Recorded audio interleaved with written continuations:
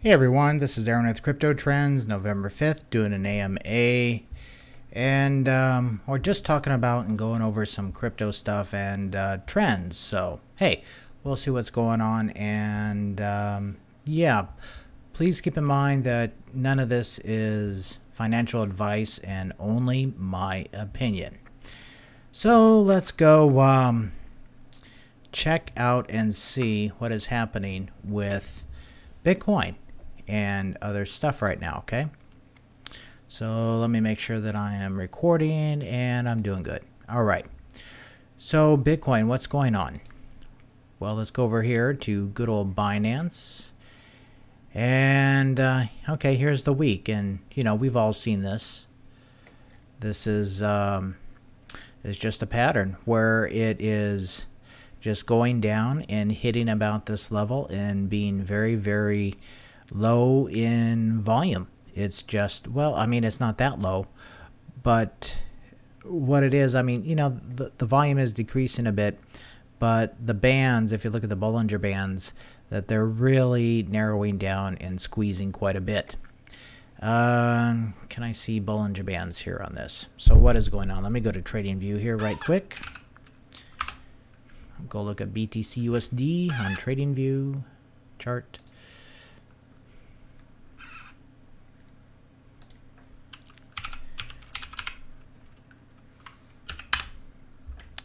Good old Bitfinex. Okay, so we're looking at the chart, and way back when I thought, you know, this yellow line here, yeah, I thought about here it was going to take a dump, and then continue to rise. Yeah, well, it went up immediately after that, but it did take a dump right here at the bottom. So, yeah, okay, that was kind of cool. And then to go up. Yeah, it went up slightly, but not near that extent. But it did go up after here, so that's kind of cool. Same as this here. Yeah, I thought it was gonna go around and then take a dip.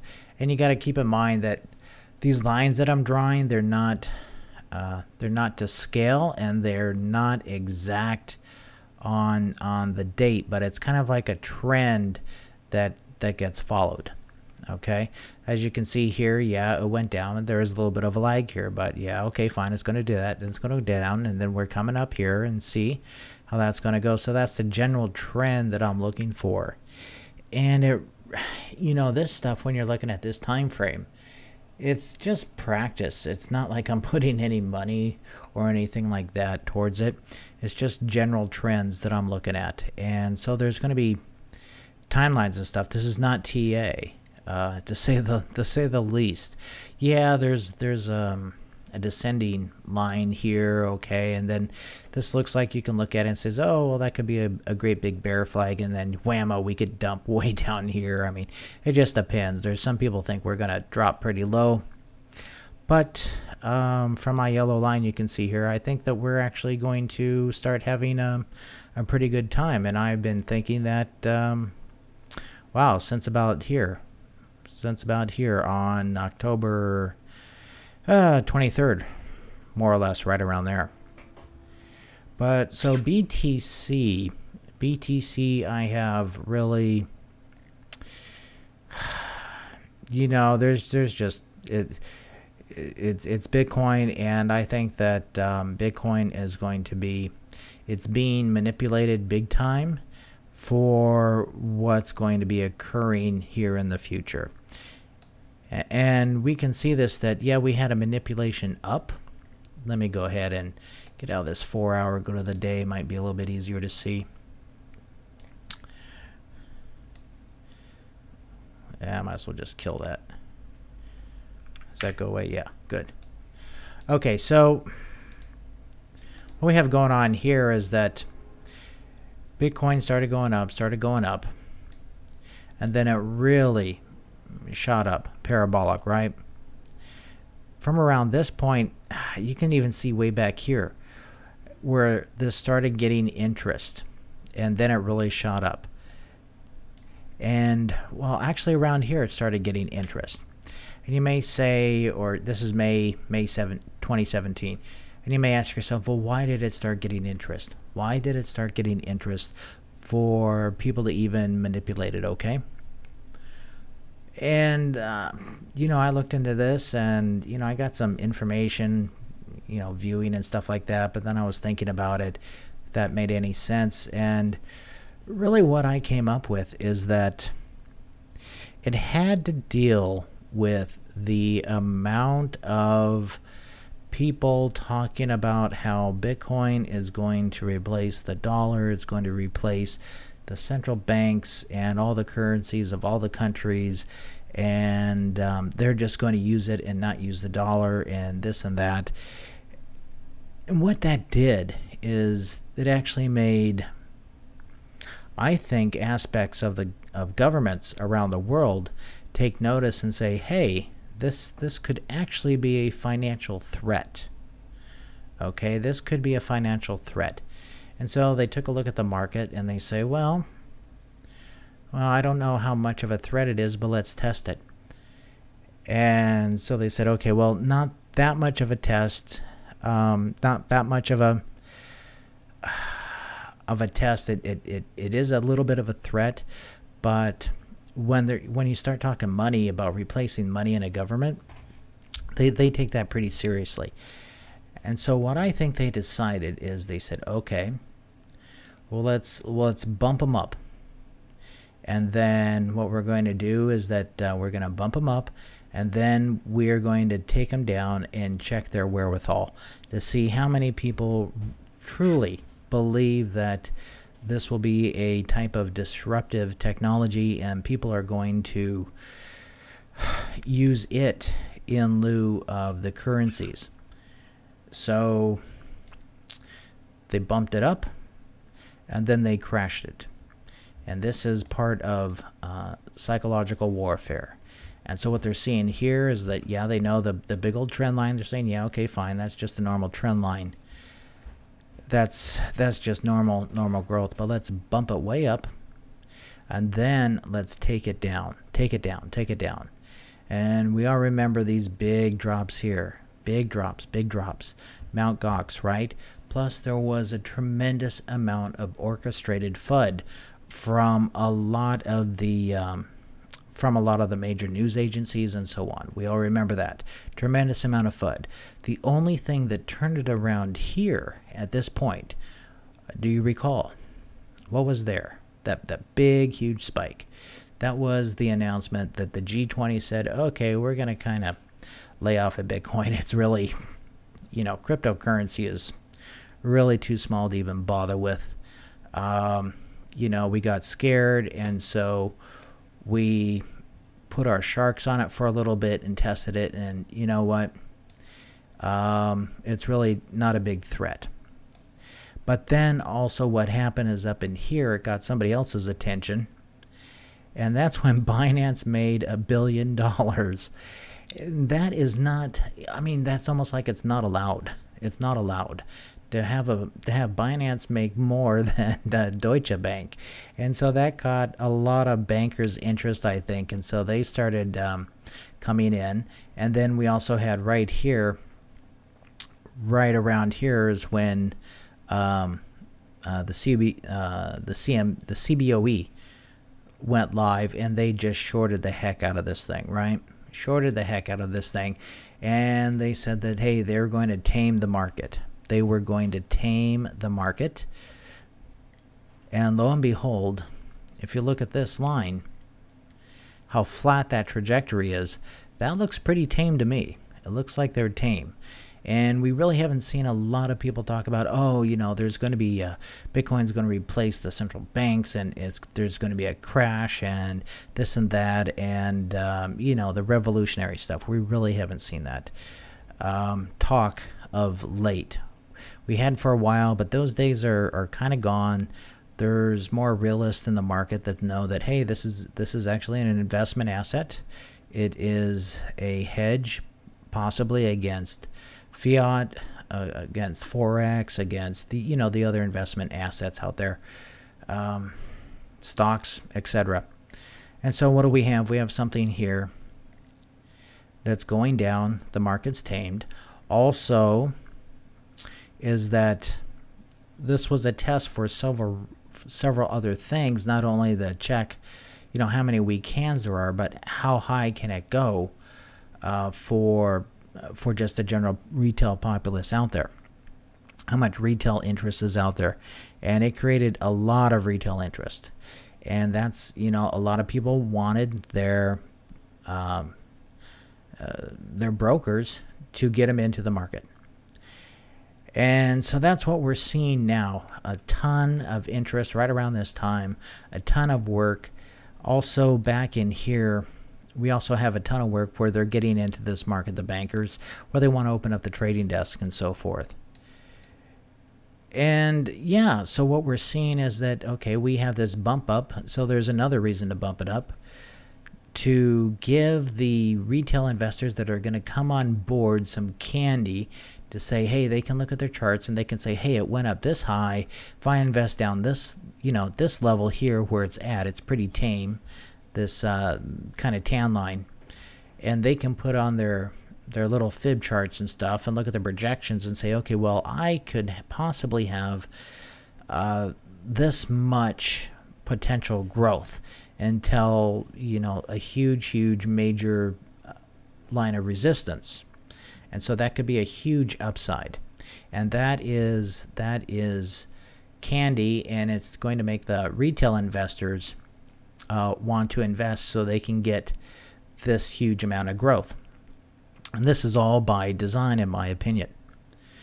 And so what we're doing is we're looking at the calming of the market to calm down the revolution boys, and also it's to show a sign of stability or price discovery for Bitcoin. And lo and behold, looks like price discovery is right around the 6,500 mark. So there we go. So we have price discovery. We have a lot of the back end stuff put in place right now for storage, for safe storage, because nobody on the institutional side wants to mess with being hacked, so on and so forth. That's a bunch of BS. And yeah, so that's all in place. And then lo and behold, we have back coming up here, which is on December 12th. And yeah, things are really looking up. There was a lot of turbulence in the past here, a lot of turbulence, and people are really scared. People were saying scary things, and so I think just a quick repeat. We have a combination of the bankers that want to get in, the institutional investors and so on that want to get in and get a piece of the pie, and then also we had the government that wanted to kind of quash the revolutionary aspects of the currency, because when you want to switch currencies, let's say you want to switch to gold, you want to get off the dollar and switch to gold. Well, look at Libya. See how well that worked out for them. Look at Iran. Iran is, I mean, it's been under a lot of pressure, right? These are Syria. Look at Syria. Look at Iraq. These are countries that we're thinking about switching, right? Yeah, didn't work out so well for them. So countries go to war over currency. That is absolutely for sure. But I don't think they. I think the government fears, as far as the Bitcoin market goes, are pretty much gone, and now it's just, okay, fine, how can we tax this thing and get everybody on board, because it offers a lot of benefits as far as traceability, because basically they can make every transaction traceable, which would be like really cool. There would be no more crime, and except for the people. Instead of let's say if every exchange was done in Bitcoin or some type of crypto, that would all be traced. So then what would you have? Well, people still dealing in dollars. They'd be trading in dollars, but that would become very cumbersome.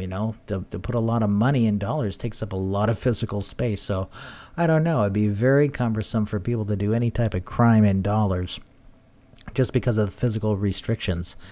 And yeah, it's the thing. I mean, it all points to, it might not be Bitcoin, but it could be like the US Treasury crypto. And that was also alluded to as far as Russia goes, where Russia would be making its own. It's open to having its own cryptocurrency, but the government wants to be able to control it. And that's the big thing. The government wants to be able to control their own cryptocurrency. So that's one thing to look for. Anyway, so that's just about it. But as far as like the future, I'm still looking at very, very nice cup pattern here, where we're at the bottom, we're going up, and we're going to form the other side of the cup. And so we'll see. And also in my other videos, I've been having a series of bull run videos. Take a look at those and, you know, tell me what you guys think. As far as a bull run, it might not be a true bull run, more like a bull trot, and then maybe a run later on. So we'll see. Anyway, if anyone's on the chat, I'll go ahead and start answering some questions. So here we go. Okay, there's Frey. Hey, Frey, how you doing? Good to see you here. Let me go ahead and read what you're saying.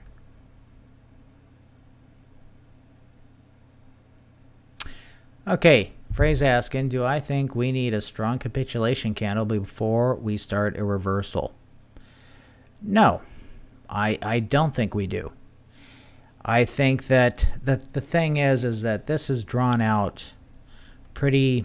The thing is with Bitcoin and a lot of the altcoins, when you look at the percentage down, how much lower can it go, right? You know, how much lower can it go when a coin has lost? Well, heck, let's go look at one that's really taken a big dump.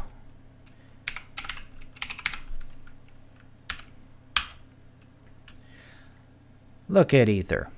What a big dump, okay? It went all the way down. It was,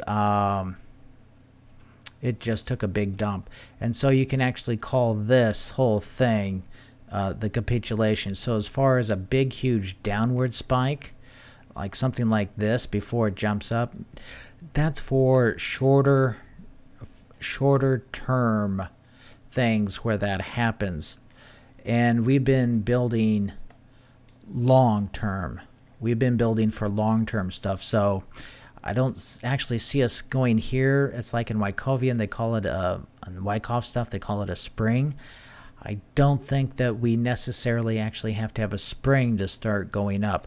Sometimes, yeah, that happens. Sometimes it doesn't. It's not a requirement.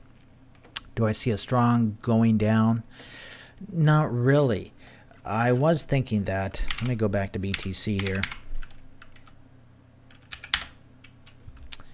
Now, I don't think that's going to happen, but it could.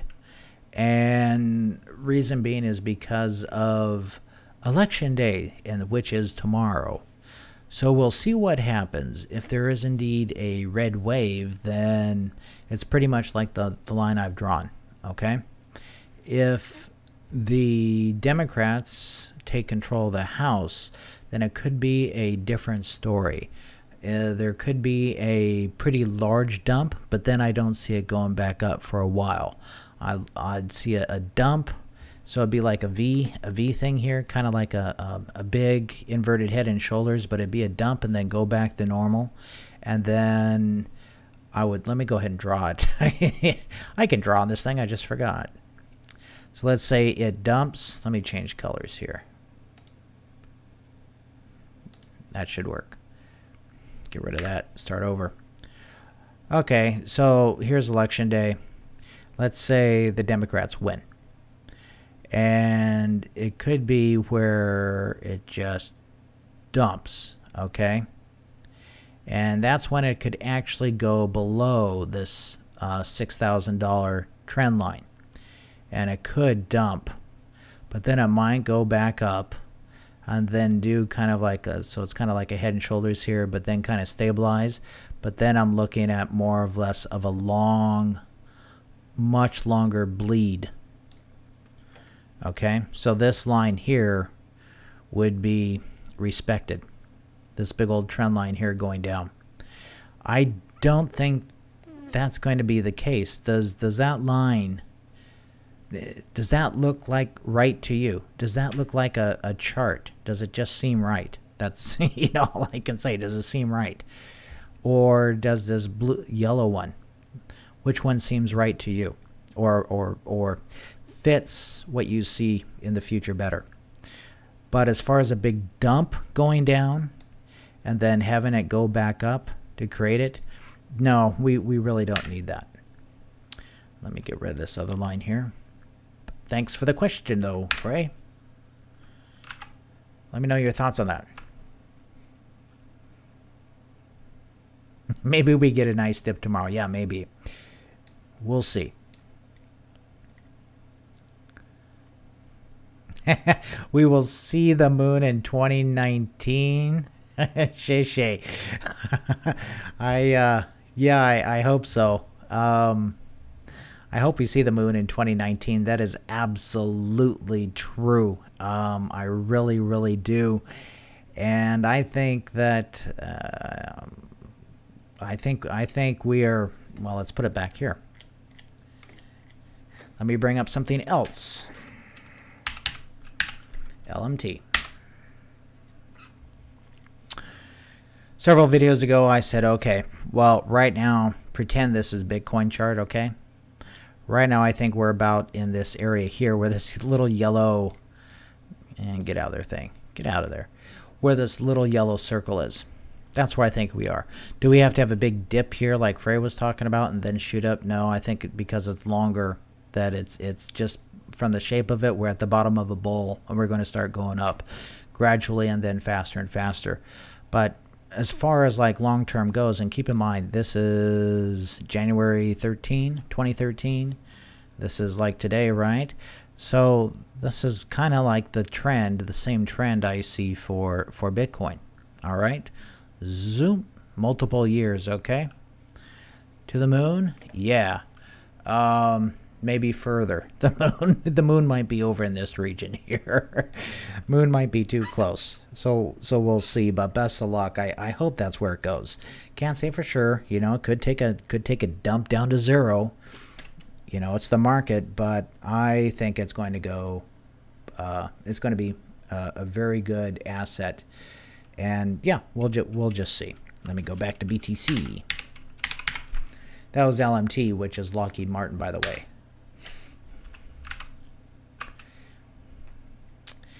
Thanks for the comment there. Whoops. Let me scroll this up a bit. Frey says, have I checked out shorts versus longs? Yeah, I have. Very interesting thing here. If we look at BTC shorts. BTC USD short.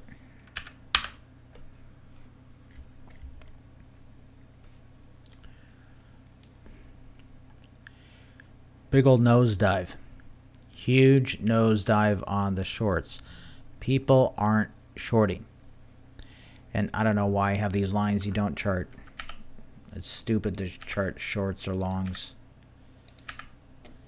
But yeah, huge nosedive, right? And that means people have really, or somebody has, changed their mind about shorting. If we look at the longs,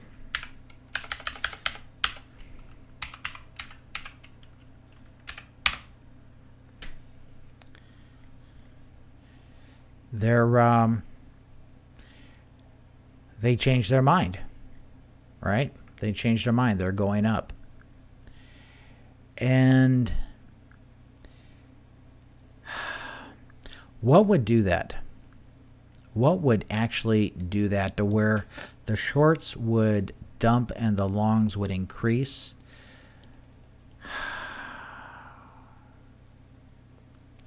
You could have the...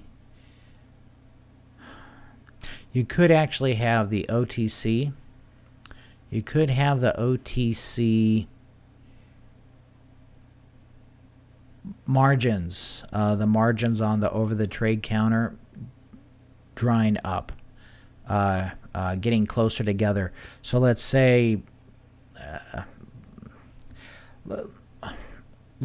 okay, a typical game on shorts. Okay, you go to OTC, you get the stuff at a discount. Okay, let's say you get a 5%, 10% discount. And then what you can do is you can say, okay, well, I can short the heck out of this stuff on the market, put a ton of money into shorting it, and then make an absolute killing because I got a percentage. Which is, you know, below the actual market, so you can play with that amount. And it's not a great thing to do, but I'm pretty sure that was definitely happening, where they're buying big amounts at a discount and then dumping it, and they would pick it back up at lower levels, and, you know, rinse and repeat. And so we'll see. But, you know, so that's when they had 10% or 5% to play with. And now, just looking at this, it looks like the margins have pretty much turned. I mean, they turned right around here on the 20th, to where all of a sudden, okay,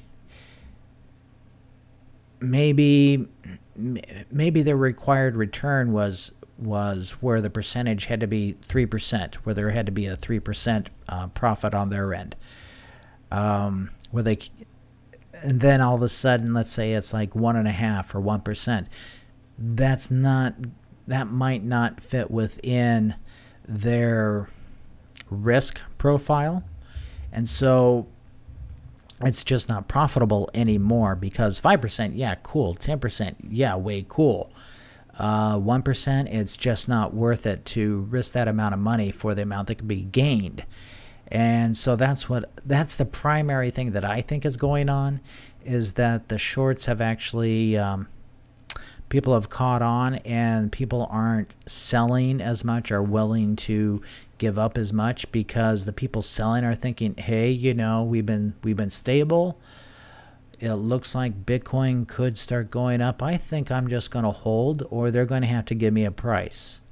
And the people that are wanting to purchase, to dump, that price is too high for them to actually, you know, to play with. Okay, then it becomes a gamble instead of like a sure thing, like a money machine. So I think the money machine has dried up, which is thank you to the market, right? The invisible hand of Adam Smith.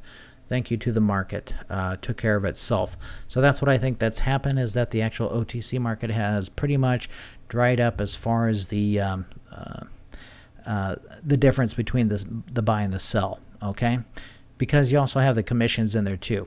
So let's say it's 5%, and then you have to give a cut to the brokers who brokered the deal. But it looks like there is, all of a sudden it's like, hey, it might not be so bad to actually start longing this thing and holding on. So we'll see. But if that is really the case, then it's very, very good news. And this looks very bullish to me. From my perspective, it looks pretty bullish. I mean, we had this huge downward spike, and then all of a sudden, hey, we're up here, but it wasn't a huge increase back up in this region. So we'll see. It looks like it might be leveling out a bit, and yeah, we'll see. But yeah, we'll see. Give me your opinions on that. So if there's any other questions, let me see here. Thanks for that question. It's really cool. Kingslayer, hey buddy, how's it going? What coin do you see the IMF adopting? Ooh, wasn't that in Mission Impossible? The IMF? No?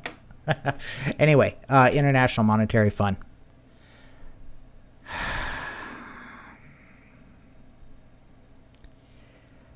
Well, there's one already, but I don't think it's quite what you think. It is Ambrosis. But they're not doing with it what you think. It's part of the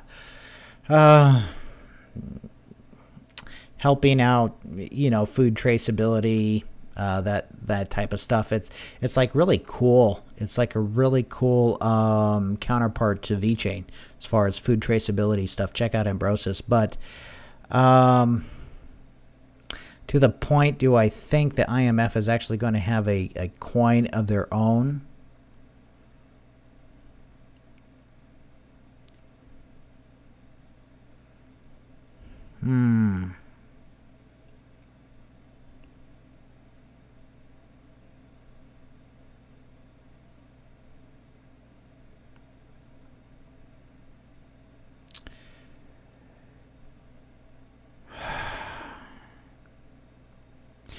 The thing is, if Brexit had gone through already, I would say the Bank of England would be making one. Well, I'm still going to say that the Bank of England is going to probably make a coin and put it out there.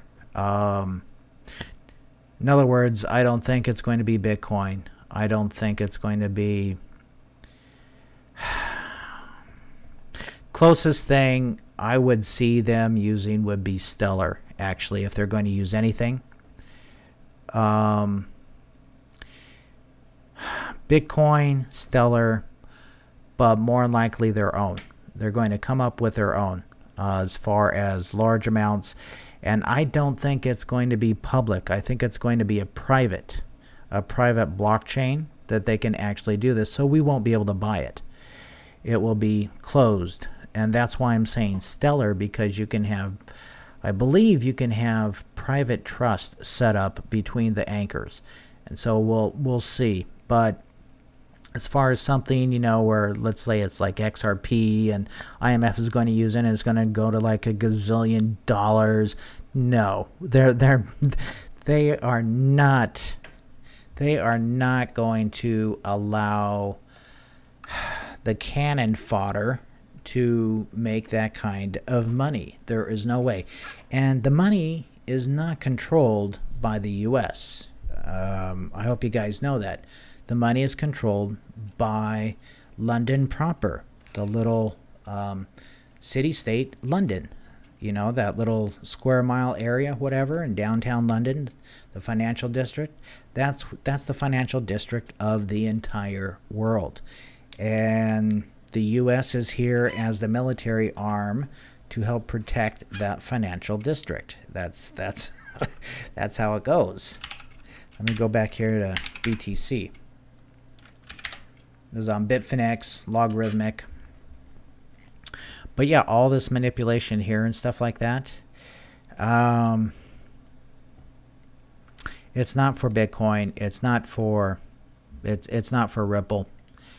One thing with Ripple is that, okay, the more that it gets used, let's say, the higher the price it will become. And you have the supply and demand thing going on, where the higher the price goes, the less demand there will be. And so it is a contradiction as far as usage goes. So the 589 thing, however nice, and I really wish it would go that high, that's for sure. The 589 thing, people are talking about using Ripple for small time exchanges, transactions. If it's $589, it's like, and you only want to transfer $300, it's like, come on. And yeah, I know you can get like percentages and stuff, but it's still, that means the cost, the transaction fees are still going to be high, and that could outprice the affordability for the smaller people trying to send payments back and forth. And so they might fall back to Swift. Yeah, back to Swift. It might be cheaper than Ripple in the long run if Ripple's price really shoots up. And that's cool with me. I mean, hey, Ripple's price shoots up, I'm down with that. But back to the IMF thing, I think that they'll actually create their own or go off of something that the Bank of England creates. That's pretty much what I think. But thanks for the question. I hope that answered it. If not, put another post in and I'll try to clarify that. Let's see. But thanks, Keenslayer. Appreciate it.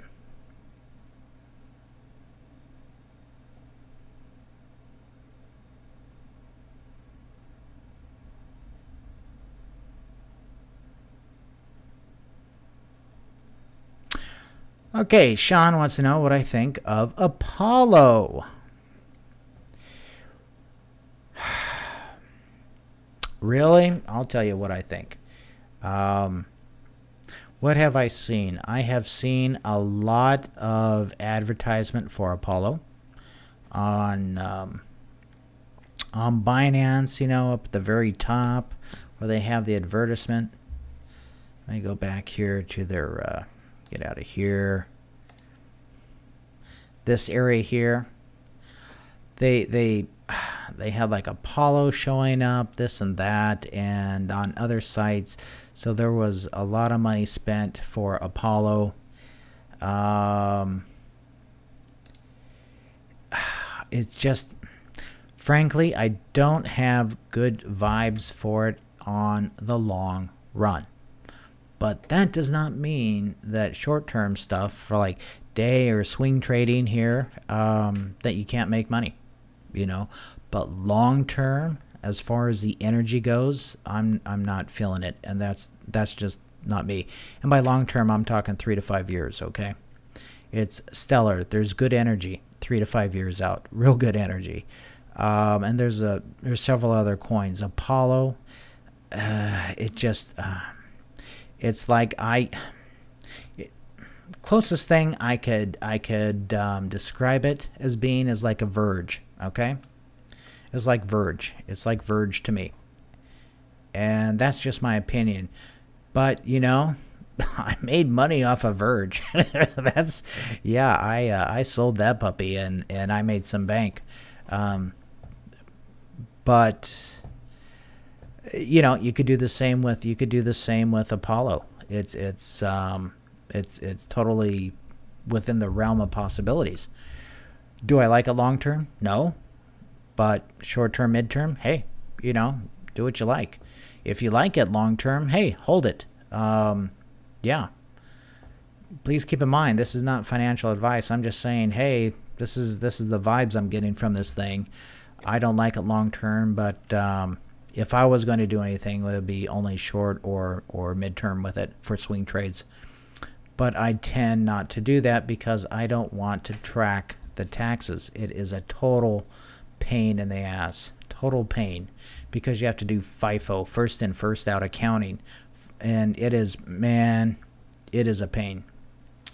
Anyway, let's see. Is Apollo even on here? AP. There it is. Let's go take a look at it real quick. 3.5%. Yay. Okay.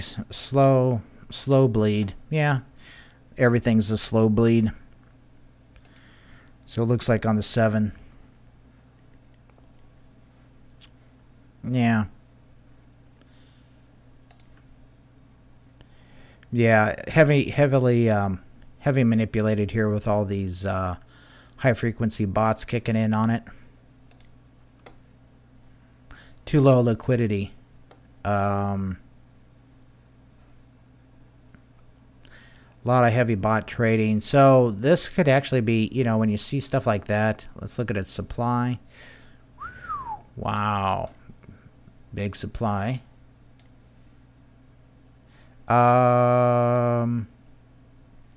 Really low volume. This thing would be a really good candidate for a P&D. Okay. Good candidate for P&D. Another good candidates for P&D.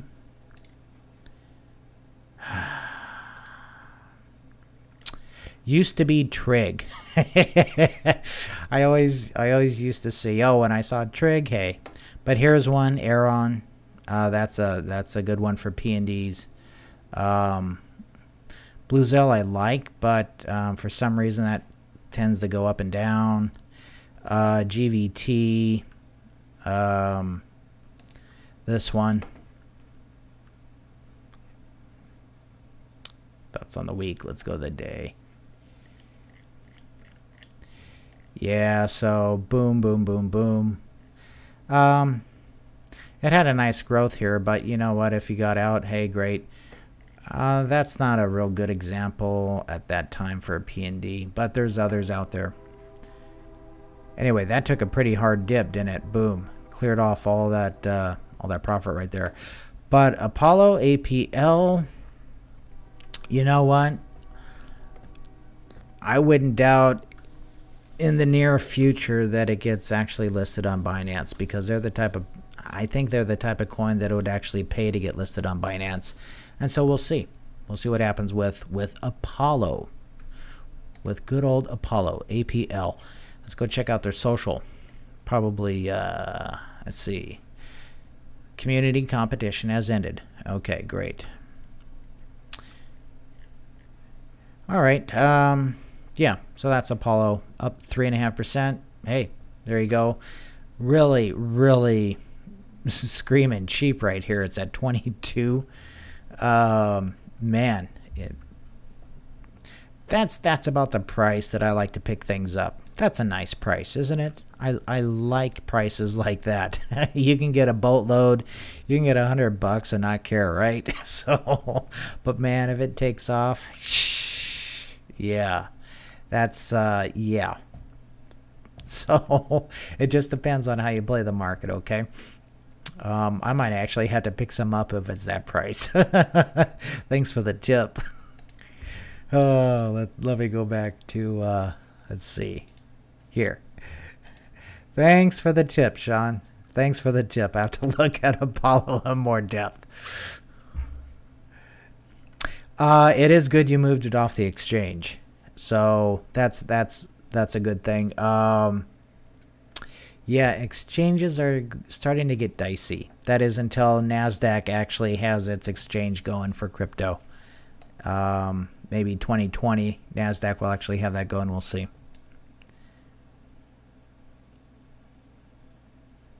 So Ellie gets Apollo on Aircoins.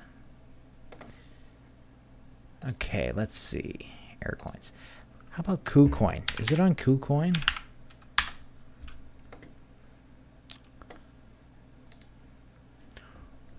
See, I don't know if it is. Nah, it doesn't look like it. Aircoins. Let's just go back here. Go to the markets. IDAX.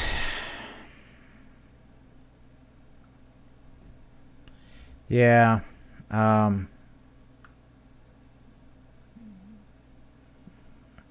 thing is with these would have to be, if you get like a ton, there's not like a whole lot of volume, so you might run into a liquidity thing.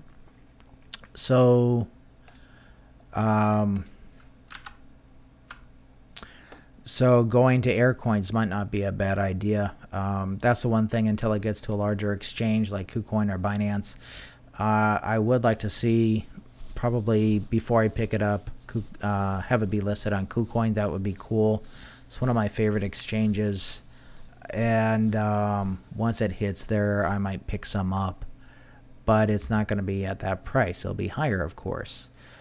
Yeah, so we'll see. Ellie wants me to check out Relics. Relics. Let's see. I've heard people talk about it. I haven't really looked at it. So this will be interesting. Relics. Keep on wanting to say Rolex, but it's not. Okay, where can you get this guy? Couple exchanges. Ah. LA token. Okay, great. That's cool. Ether Delta. Man, I haven't seen that in like ages. IDEX again. Okay. So looks like System Coin is the place to pick it up as far as the amount of volume goes. Social. What do they have on their social? Are they posting stuff?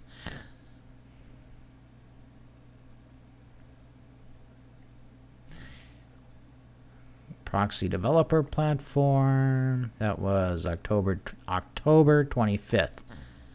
Okay. Okay, it's live on Delta Direct. Partner organization to the United Nations.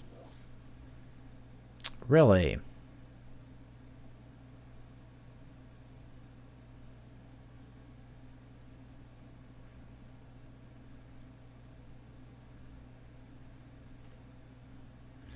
November 12th to the 14th. Interesting.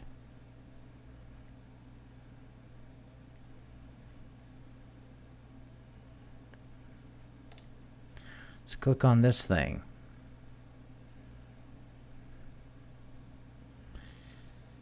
So, relics, as far as I know, is that they are very similar to basically a tokenized right, a real estate investment trust, but it's tokenized.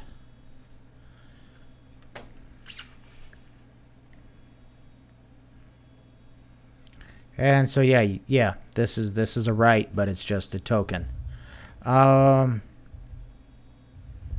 Sometimes they make money, sometimes they don't. That's the only right. I mean, there's a few rights I know of that make money, but usually not a whole lot of them. The one at Santa Anita I know is a very good real estate investment trust. So that would be a good one, but that would never go on relics. But this is some good news. Exclusive is always nice.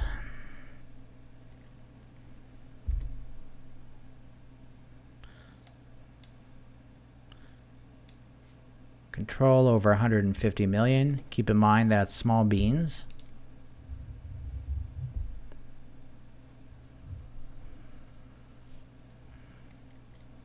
But it's still bigger than, you know, a lot, so that's good. Not to downplay them at all.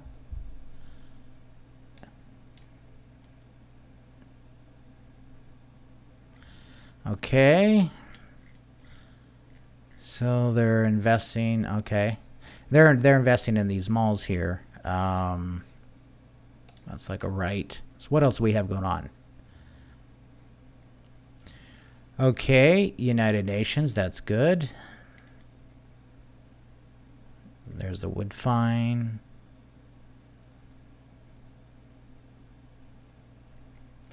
Okay, so they're doing posts, they're doing tweets here. This is good. That's a very good sign. And they have Reddit.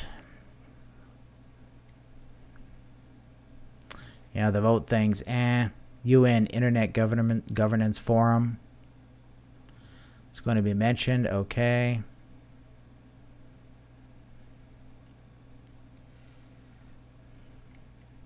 The thing is with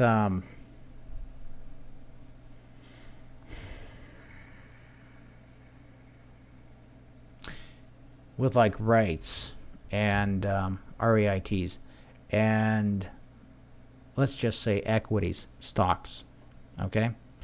Let's say you just love Microsoft. Hypothetical here, okay? Let's say you love Microsoft, but you really can't afford to buy a single share of Microsoft, but you can afford to buy a third of a share. Okay? And that's a reason why a lot of the stocks they do splits. And so their $100 stock now becomes 50, right? And or less. It just depends on the split. But they bring it down so people can afford to buy a share.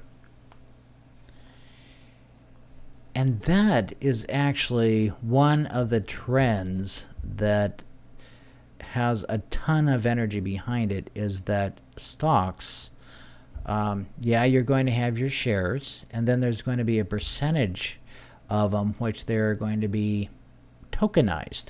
So you could have Microsoft coin, okay? And it will be, you'll be able to buy $20 worth. They want $20 worth, because what happens is that if they get 50,000 people buying $20 worth, hey, they like that. You know, they can have more people buying smaller amounts and getting them into the game, which is the main thing, getting them into the game. Yeah. So, and this is long term. This is long term. And so relics, this is a way for people to kind of get into the real estate game. It's you know, you're not going to have equity in it. If they do, then we'll just have to see how it gets treated by the SEC as far as that goes. But long-term trend, as far as stuff like relics, where you take an asset and you split it up into very small chunks that can be put onto the blockchain, that is definitely a trend that's going to happen. So if you're looking at relics or things like that, Microsoft coin, and it can be Airbnb coin or Apple coin or whatever, Starbucks coin, blah blah blah. Yeah, that is a trend in the future, and so relics could be a long-term hold. It could be if it takes off, and yeah, there's a ton of risk, of course. I'm getting that this is risky. It's a wildcat thing, but it could be a very nice long-term hold, and it is dirt cheap. 35 sats, right? It is dirt cheap. And so this would be one to where, okay, fine, you put in your money that you have set aside for your, excuse me, let me get some coffee here.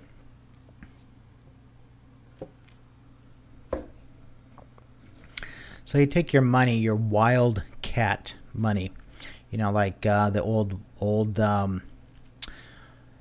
drilling for oil. It'd be an oil cat rig.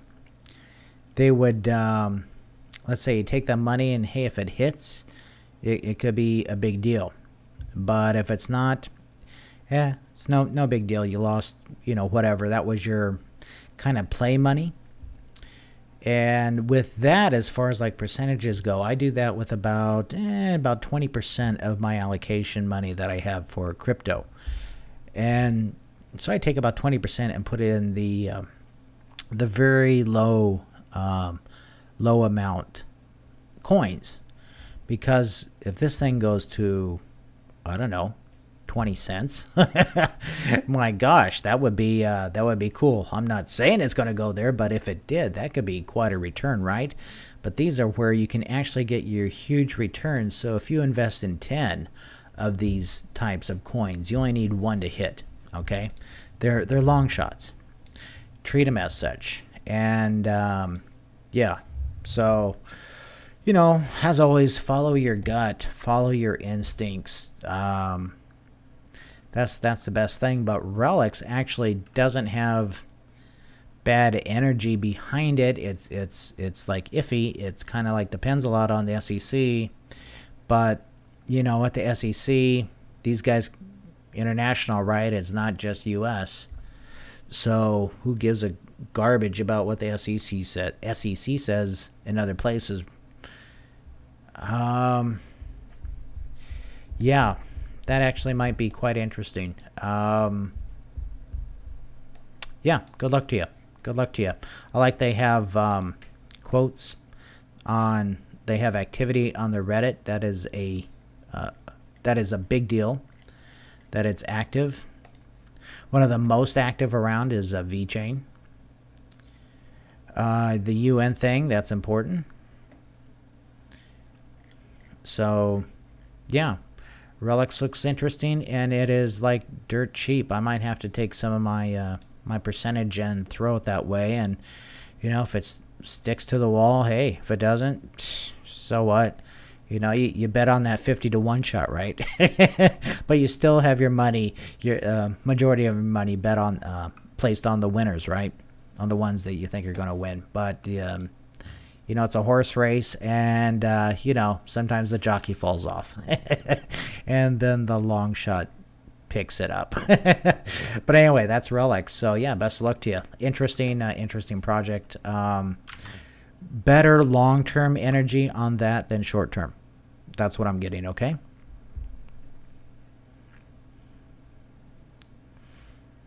Ripple. Asking questions about Ripple.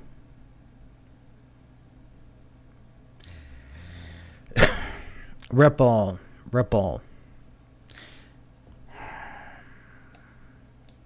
I'm having some serious FUD about, not FUD, but FOMO about dropping my Ripple and picking up the key with it.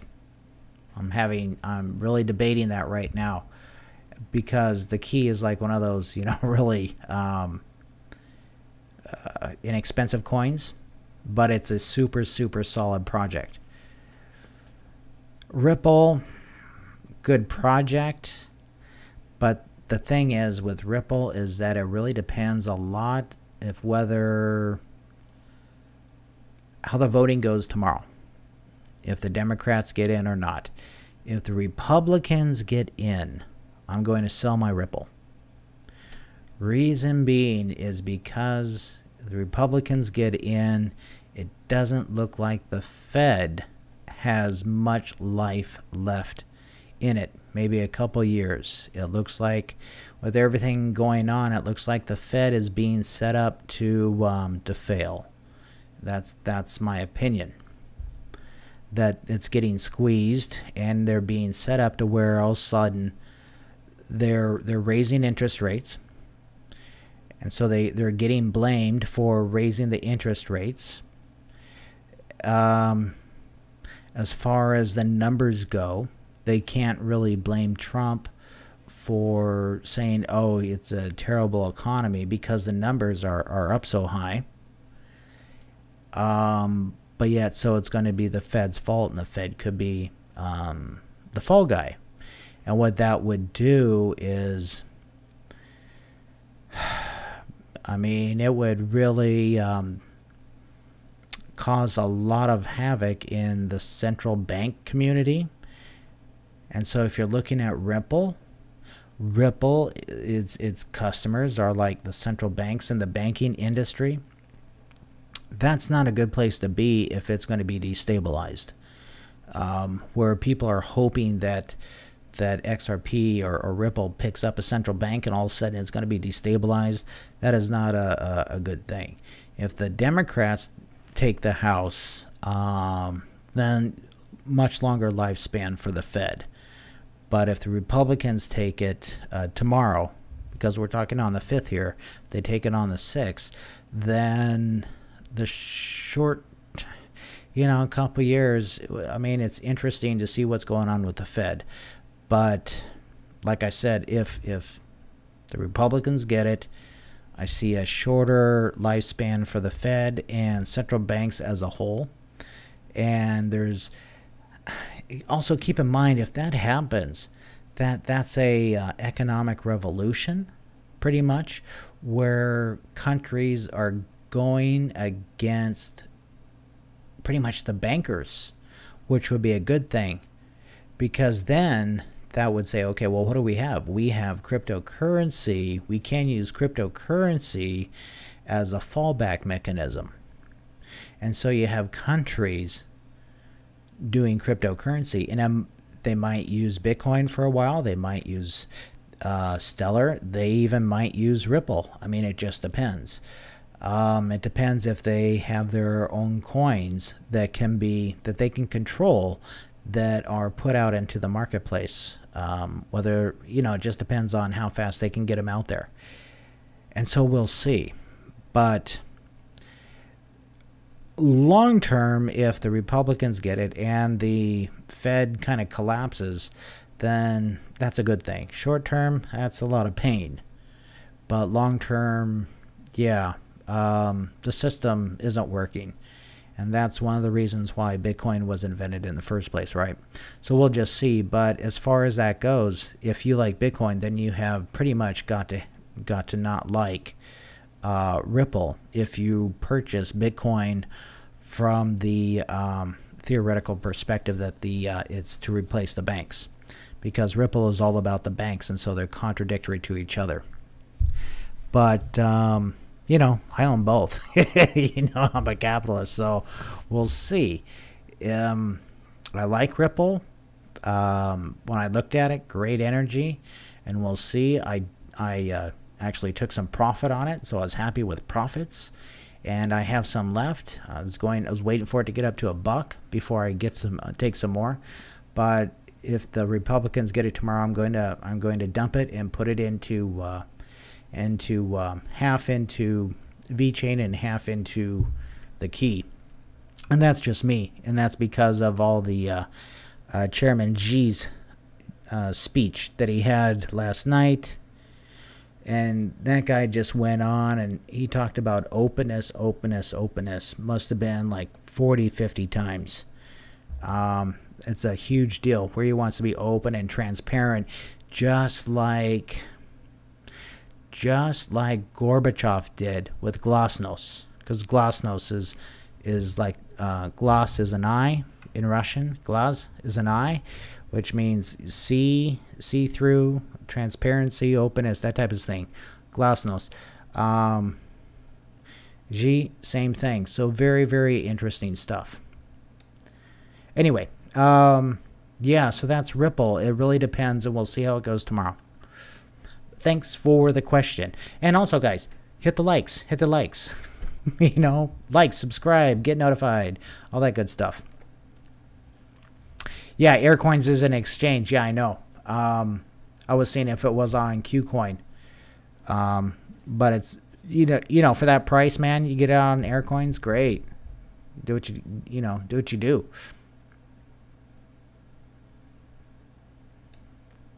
Yeah, it just went on CMC in the beginning of August. Yeah. Also, isn't McAfee now like leading up Apollo? I think that's him, right? That he's involved in Apollo, and he has interesting energy. He can make things happen. Don't forget that he did McAfee antivirus, right? He did McAfee antivirus. He's not all bad.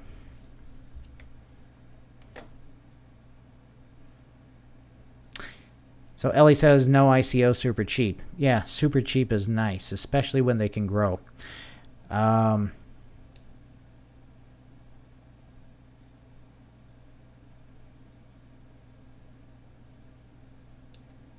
They've applied for FINRA approval. Well, that's cool. That's interesting. Yeah, we're going to have to keep an eye on Relics and Apollo. Those look like interesting coins. There's a lot of energy out there as far as hype and stuff for Apollo. Longer term energy for Relics. Okay, longer term energy. So if I could only, well, I'm not going to say it. I'm not going to say what I'm going to invest in. I'm looking at both. Let's put it that way. And go ahead and do your research on both as well. Interesting coins.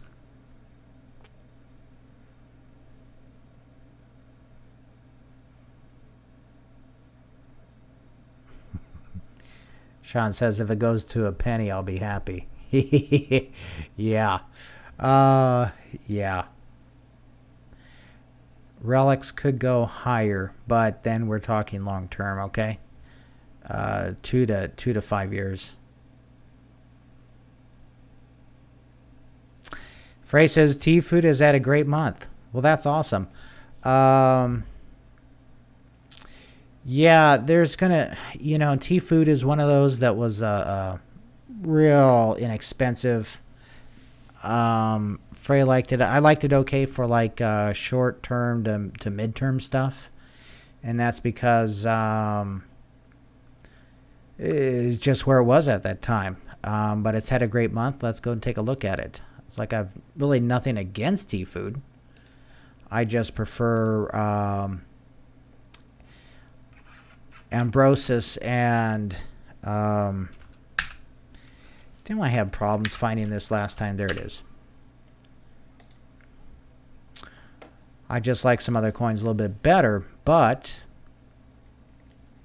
let's go take a look at it. Yeah, look at that. Let's look at the month. That's awesome. That is awesome. I mean, can't argue with that, right? Congratulations, Frey. That is totally awesome. That right there looks like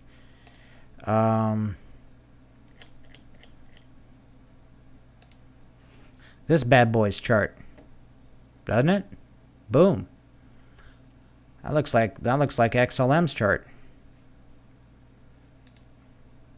Boom. Can't argue with that. Where is it down here? What was the price? 0.009.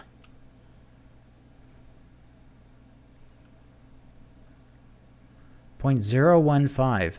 Damn, dude. Good job. So, yeah, this is like the small. You know, what percentage is that, right? What percentage return is? So you have 9 and then 15, basically. So 9 minus 15 is 6.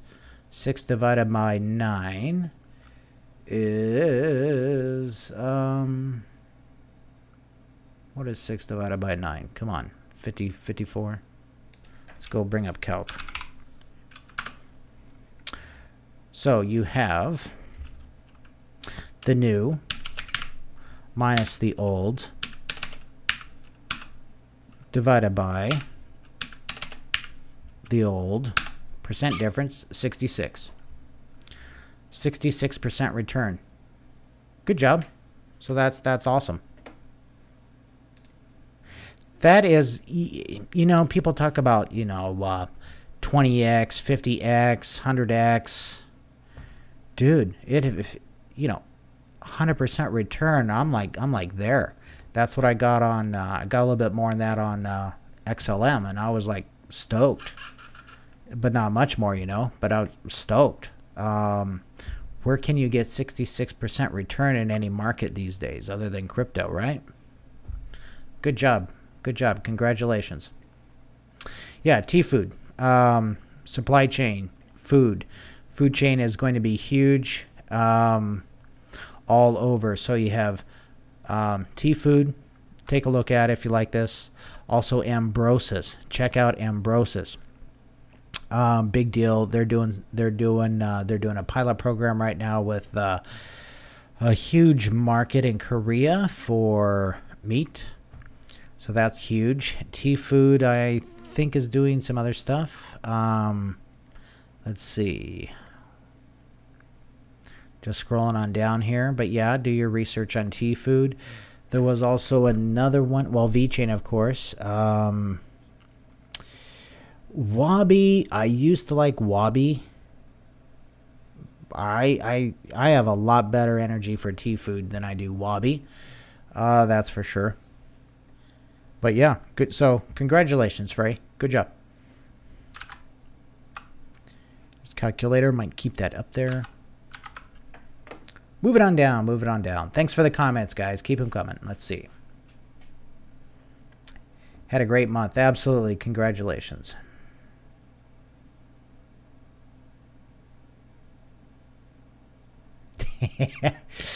Sean has a problem. There's so many cryptos, I had to narrow it down to the ones believe will ride high and the next bull run. Yeah. You know, I must have flipped back and forth. It's like, do I sell the coins I have? Do I keep them?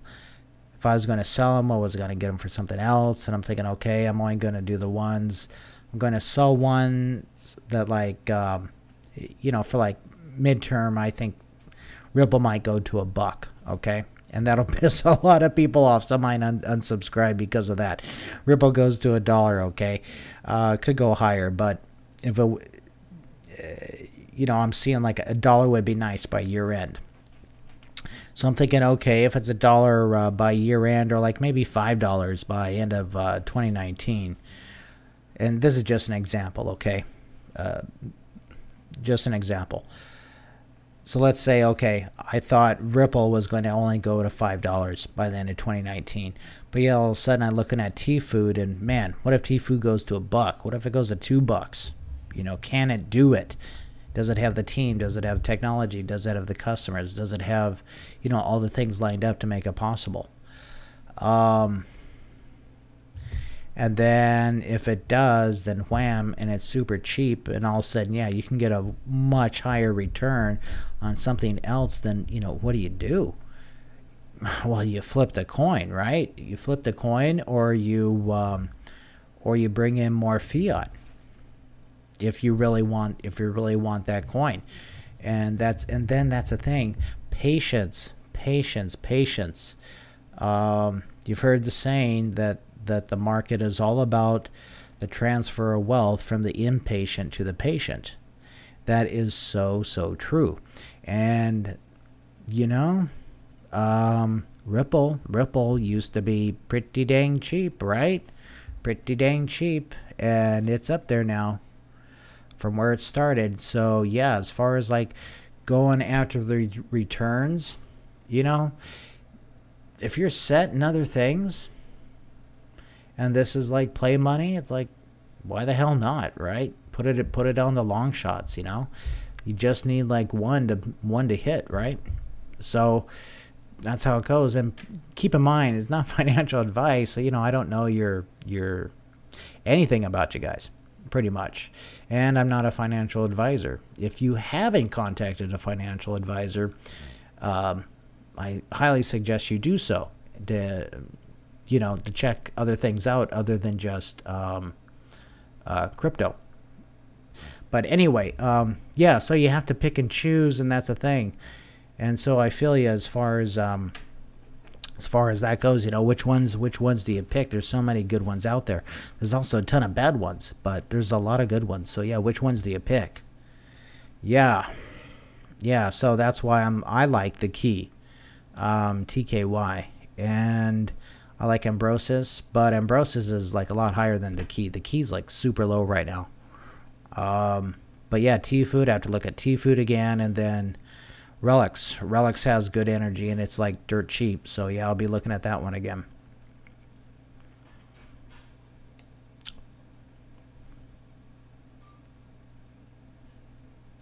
So Ellie says 3 former SEC officials on the board. Interesting. Yeah, I'll have to check them out. I'll have to check them out. Like I said, no bad energy on any of the coins that have been brought up. I mean, giving interest of skitsy energy, credits is sketchy. Yeah. But these coins so far, they're not credits. Let's put it that way. They're way better energy. Frey asks, any update on the Key mainnet? Heard they're going to be on Neo and not have their own blockchain. Yeah, the Key is going to launch on Neo and eventually probably, well, they will have to have their own, because Neo, frankly, nothing that's currently out there will be fast enough or have the scale that the Key needs. So they are creating their own, and this thing has to be massive. Okay, it has to be massive, and it has to be fairly it has to be distributed yet trusted as far as China goes, because if you have 1.2 billion people using your network 2-3 times a day, if not more, then that has to be a pretty massive scale. And so we'll see what comes from the Key. Also, last I heard, as far as their mainnet actually going live, was December 30th. But keep in mind, the Key has around 300 plus developers, and it's backed by the government, and they have the world's largest insurance company. VeChain has like the 3rd largest. The Key has the largest, which nobody even talks about. and they're like dirt cheap. But yeah, the key, they are going to have an AMA coming up shortly and launching on the 30th. And also keep in mind that they have that huge China International Import Exposition going on as we speak. And so there's things coming on from that. And here's the key. The ticker on that is TKY. And here's some news that they just did. China's first blockchain safety technology testing center was set up. Okay, so this is interesting, and so they're setting up a lot of these things, and the keys involved in them. Okay, let's go over here to KuCoin. Look at TKY.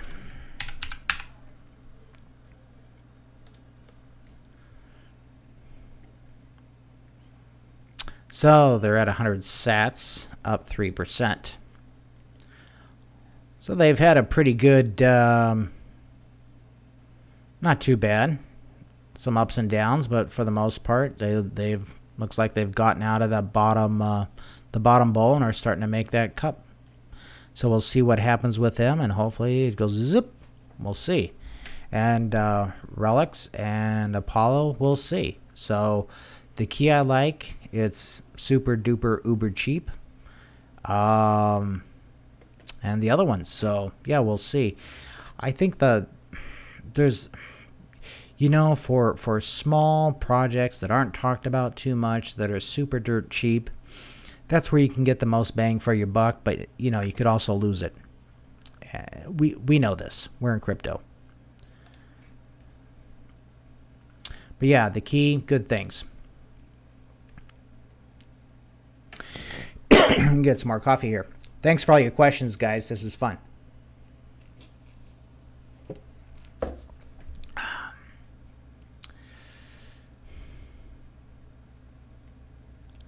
Have to scroll back up. Scroll back up.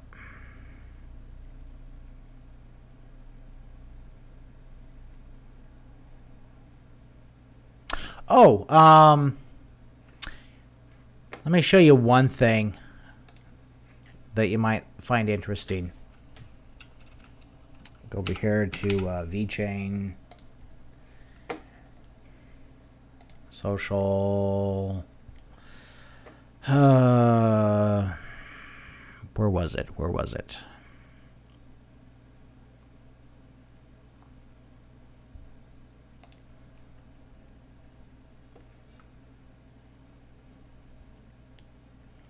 If you go here, this is actually a really good thing where they're doing updates. And then there's a lot of video links and stuff like this. This is under the VeChains Reddit. And I found it down here. Latest information from the CIIE, China International Import Exposition, Expo. So you can check that out. And I think there's a link to actually some videos where you can see the keynote speech from Chairman Z. Interesting things, because that also has to deal with the key and also crypto as a whole. And this guy's talking like openness. It's just like he's opening up China. Okay, that's where he wants to go. It's like so exciting and magnanimous for the future of crypto.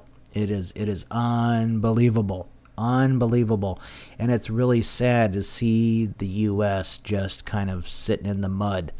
And you know, they'll catch up, but right now, I mean, China is going, man, if you don't think China is not going to have an exchange, man, they are definitely going to have an exchange, and they are definitely going to be trading crypto big time.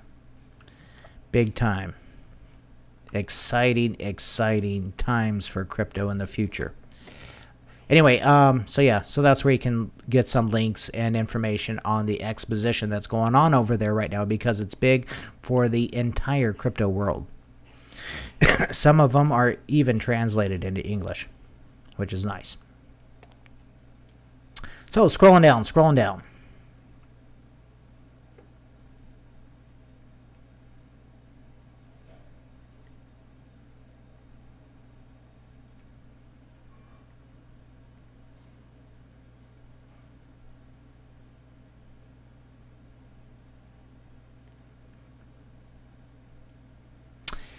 Yeah, the IMF and Ripple. I know that's talk, but I am not feeling it. I'm not feeling it there. Let's see. Any thoughts on the new Bright Code stuff with VeChain? Yeah, absolutely. Saw a very, very important video that they've actually had 2 videos made for that I've seen. I mean, there's more out there, but one was done, you know, kind of flashy and you know, showing like a person getting tagged and stuff like that. Really good for the higher end people that could afford to buy, you know, luxury items and stuff like that. You know, the upper middle class type. And then they had another one that was kind of like hokey, animated type of thing, but it was an introduction into VeChain as a whole and supply chain and how it actually works and how it can help with food safety and that type of stuff. And that was more to like the general populace, not the higher educated populace, but just the general populace, you know. The thing is that they're marketing. They are marketing VeChain and Bright Foods and stuff like that to their population, and they are really putting a lot of emphasis on food safety because of this like vaccine and the milk thing, and there's been several other things, you know, people getting a beer and ordering a beer and getting sick, and a whole bunch of stuff. But the videos that they had on it was really cool, and I suggest you can find them under that Reddit, under VeChain, and where was it? Somewhere around here. It looks like it got scrolled down, but yeah, Bright Code video introduction. So go ahead and look that out before it gets like scrolled on down. But yeah, very good video and very good things. And then plus, I think tomorrow evening Pacific Standard Time, we should have DNVGL actually doing their speech at the expo. So that will be very exciting to see what they have to say. Very exciting. Thanks for the comment. And that was Fina.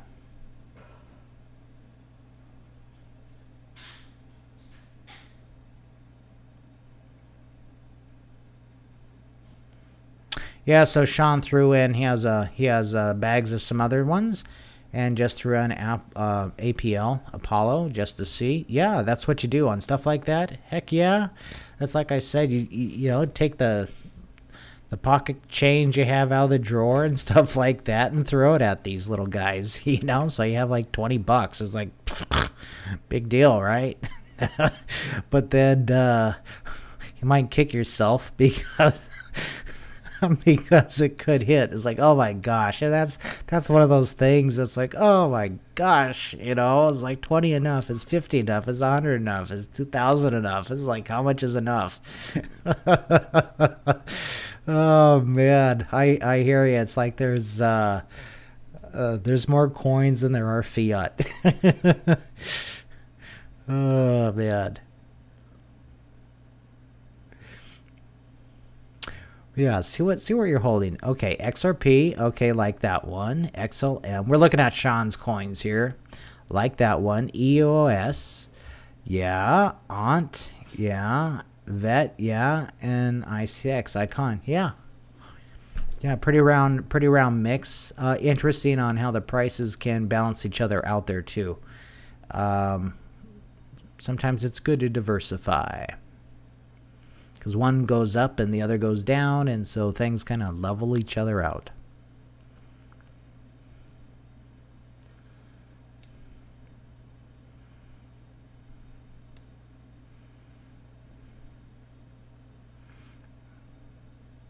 Just going through the comments here.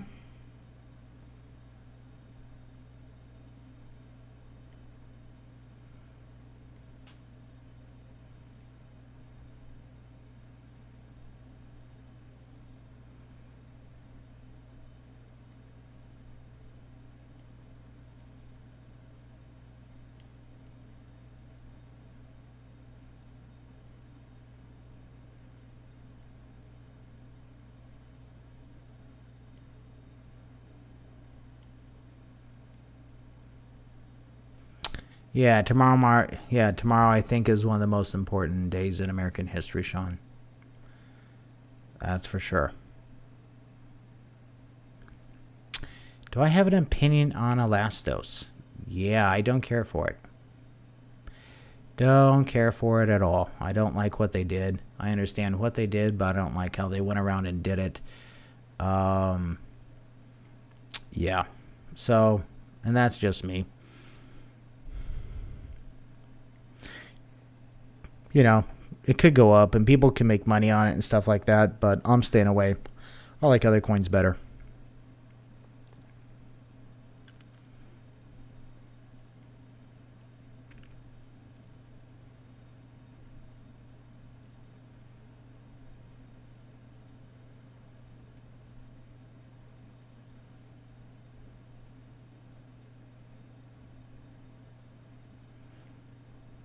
So Sean was a day trader for stocks for a while. Boring. Yeah, it just doesn't have the volatility, does it? Yeah, crypto has nice volatility. That is for sure.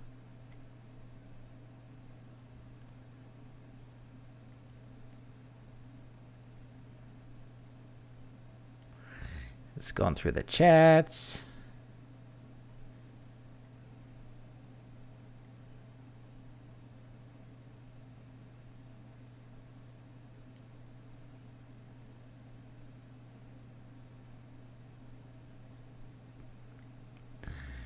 Okay, guys. Well, if there aren't any more questions, I'm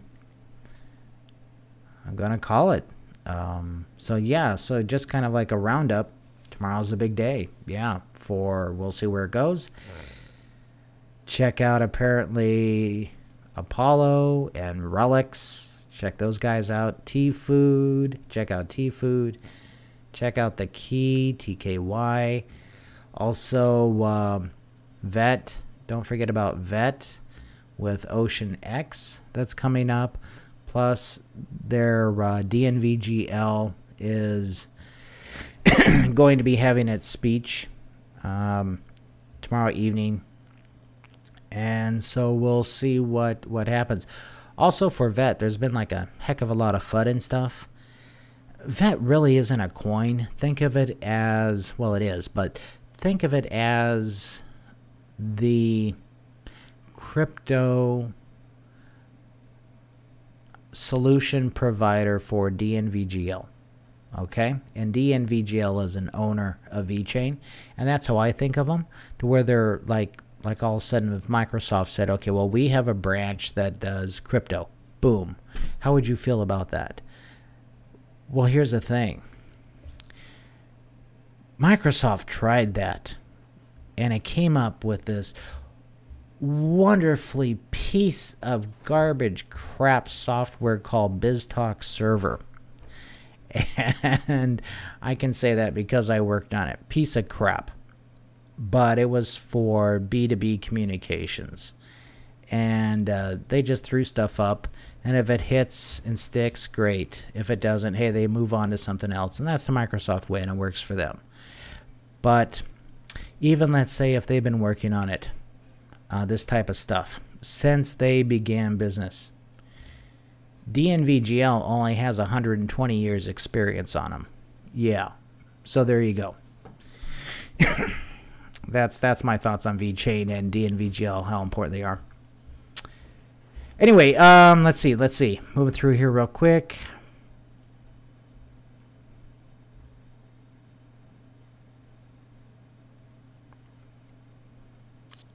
Barry wants to know if I'm going to follow up on election results this weekend. Don't know. Probably. We'll see. I know that if you've checked out some of my other videos where I've had the red wave, I'm thinking that they'll pick it up. I don't know if it will be huge. We'll see. There have been like just a ton of people at every place Trump has been. Just like enormous crowds. But we'll see. California, I'm not expecting it. You know, same old. California's California. But you know, we'll see. We'll see where it goes. And keep in mind, I'm conservative to the Constitution. Okay, I'm really not affiliated with parties. I'm more, you know, constitutional conservative. Whatever party that would be. Independent would be the closest, I guess, or libertarian. Yeah, Sanj says, I just bought more VET after the FUD. Good for you. That is always the time when I buy.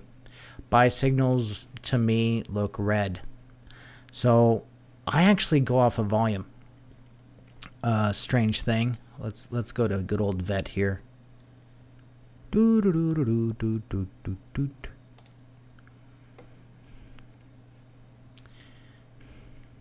So what I do is, like, I'll say, ooh, there's a bunch of red candles here, right? Bunch of red candles here. A lot of big volume red. Yeah, okay, boom.